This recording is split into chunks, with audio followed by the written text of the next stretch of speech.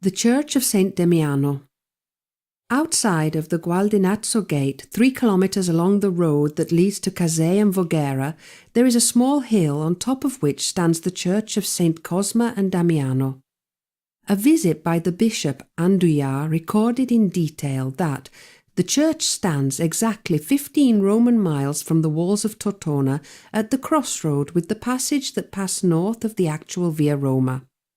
The origins of the church go back to as early as 1183, when it is mentioned in a document relative to the pilgrim route of Via Francigena. However, there is evidence that the building was constructed over an even earlier pagan temple.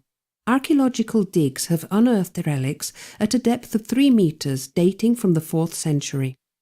In the past, this church was an important point of reference for the local farming population, but unfortunately it fell into disuse and was abandoned in 1970. At this time, the few remaining pieces of artwork were transferred to the town hall and are today on show in the museum.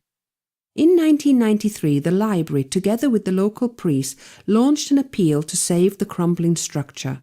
By 1999, the building work and restoration were finished and the church saved. 5 Mass are performed in the church today. During the restoration of the 15th century ochre fresco of the Virgin Mary with Child and a Swallow was restored by Giovanni Bonardi. However, very little remains of the other fresco depicting Saint Cosma and Damiano. In 1997, Bonardi painted the facade with a fresco of the Virgin Mary and Child with Saint Cosma and Damiano. On the south face of the tower, Guido Tonello elaborated complicated equations to calculate the exact local time, and Giovanni Bonardi painted the meridian to depict this information. The motto is in the local dialect and reads, "Time to do good."